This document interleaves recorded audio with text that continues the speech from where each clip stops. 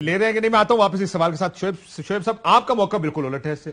वो ये कहते हैं कि लीक्स को देखें, अगर लीक ठीक है तो ये बड़ी सीरियस ब्रीच है।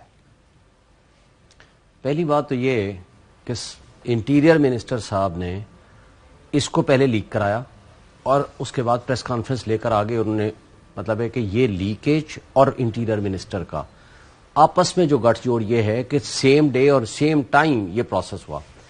इंटीरियर मिनिस्टर के अंडर दी सबॉर्डिनेशन है इंटेलिजेंस ब्यूरो, हमारे पाकिस्तान की इंटेलिजेंस एजेंसीज।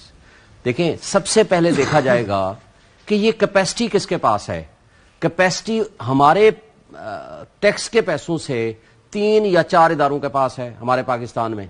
मैं बिलियंस ऑफ रुपीस खर्च करके भी ना मैं ये कैपेसिटी नहीं क्रिएट कर सकता कि मैं किसी की ऑडियो या आपके लिए इंटीरियर मिनिस्टर हीरो है या मुजरिम है? मुजरिम है सबसे बड़ा।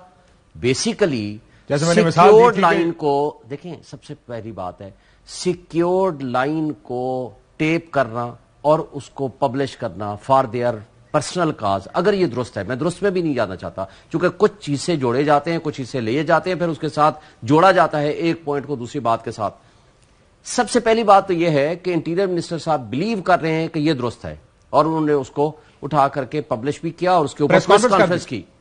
उस प्रेस कॉन्फ्रेंस के ऊपर मैं पूछता हूं कि आपकी तो ड्यूटी ये थी कि आप पाकिस्तान के इंटीरियर मिनिस्टर हैं, फेडरेशन ऑफ पाकिस्तान के हैं, स्टेट आपके पास है, तो स्टेट के फेडरल मिनिस्टर के तौर पर आपने ये तहकीक करके किसी से पूछा कि who is the responsible and who is behind it. और पहला उसूल तो आप है, ये कह रहे हैं कि अगर जनरल बाजवा की टैक्स रिकॉर्ड लीक हो और हुकूमत पर रिएक्ट ऐसे करती है कि बंदों को फायर कर देती है, इन्वेस्टिगेशन शुरू कर देती है, सहाफी उठा के ले जाती है, 15 दिन जो एफबीआर के लोग थे वो अंडर कन्फाइनमेंट रहे, इलीगल कन्फाइनमेंट, और उसके बाद पेश हो गए, पेश कर दिया। तो वो ज्यादा सीरियस लगता था गवर्नमेंट को, ये उनको ये सीरियस नहीं लगता। तो इसलिए उनको वो ज्यादा सीरियस लगता था कि क्योंकि पाकिस्तान में जो माफियाज का और इलीट्स कैप्चर हो चुका है, तबाही हमारे मुल्क की वहां से शुरू हुई है। यानी इलीट्स के खिलाफ अगर बात करेंगे, ये नहीं पूछा जाता और आज तक नहीं पूछा जा रहा कि उनके पास ये फंड्स और ये पैसे 12 बिलियन रुपीस कहां से आए। आज तक किसी ने नहीं पूछा, एक लब किसी ने नहीं खोला। और अगर जो कोई बात उससे पूछेगा, कैसी है देखिए, जब कोई उससे पूछेगा या कोई सवाल करेगा या कोई साफी इस पे लिखेगा, तो आपके लिए प्रोसेस इंपॉर्टेंट है। दोनों चीजें इंपॉर्टेंट है। पहली बात तो ये आपका एक तो हो गया प्रोसेस कि राना असनाउल्लाह साहब से पूछा जाए ये लीक कैसे हुआ। अब जब लीक हो गया है तो अब आप क्या चाहते हैं कि इसकी इंक्वायरी ये लीक कराया गया और लीक का पीछे पर्पस है, वो तो प्रोसेस हो गया ना। ठीक बात है। आप इसका जो प्रोसेस के नतीजे में जो ऑडियो सामने आई है उसके बारे में इस्लामाबाद हाई कोर्ट बार का मौका, मैं ये कहता हूं, मेरी रेजोल्यूशन भी हमने पास की है, मैं आपको अभी पढ़ के सुनाता हूं। हमारा मौकफ ये है कि ये सिर्फ और सिर्फ अदलिया को अंडर प्रेशर लाने, उनको ब्लैकमेल करने, उनकी इंडिपेंडेंस के ऊपर अटैक है। क्यों? उसकी वजह यह है कि इसकी कौन इन्वेस्टिगेशन करेगा या कौन इसकी ऑथेंटिसिटी के बारे में बताएगा। जो ऑथेंटिसिटी इसके बारे में कोई रिपोर्ट देगा वो है जो खुद लीक करने वाले हैं। एफआईए हो सकती है, आईबी हो सकती है, आईएसआई हो सकती है, एमआई हो सकती है, आईबी और इंटेलिजेंस हो सकती है। तो वो इस वक्त ताकतवर तरीन इदारों के खिलाफ आज आप एक एफआईआर नहीं कटा सके। आज आप आजम सवाती वाला केस उठा के देख लें, किसी ने उसको तफ्तीश की। आज तक अरशद शरीफ वाला केस उठाया तो देखा। If I get it right, you are saying procedure गलत है लेकिन आप उसके आगे नहीं जा रहे हैं।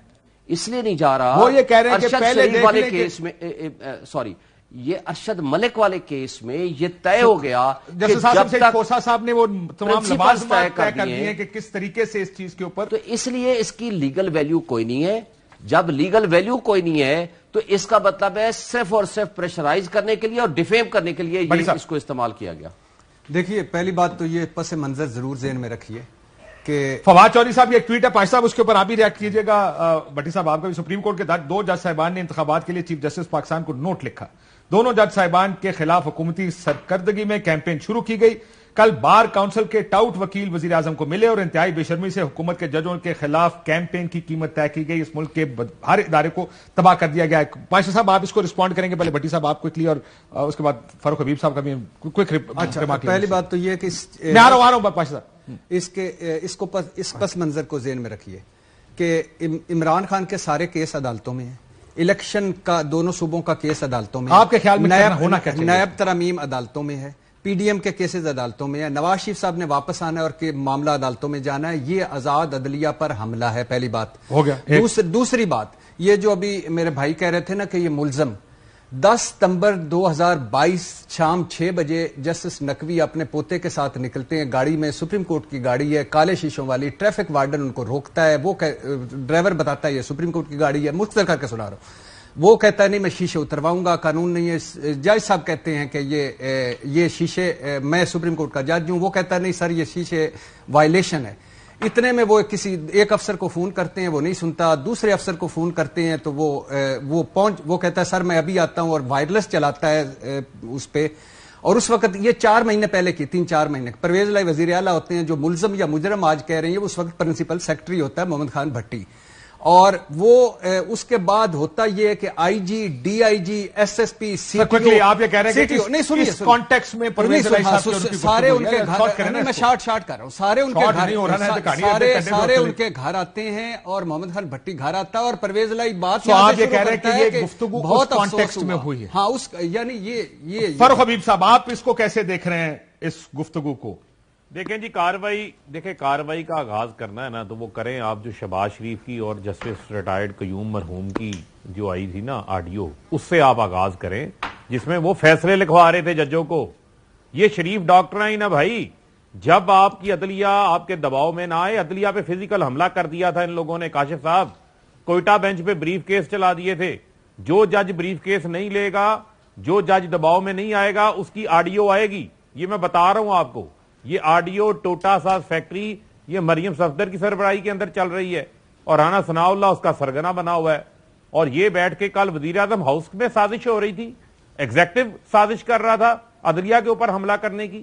ریاست کا پلر ہے آزاد عدلیہ, اس کے لیے بھائی ہم نے قربانیاں دی تھیں. عمران خان جیلوں میں گیا تھا, نواز شریف تو طے کر کے جو ہے اس وقت کے آرمی چیف کیانی کے ساتھ باہر نکلا تھا عدلیہ بحالی کے لیے.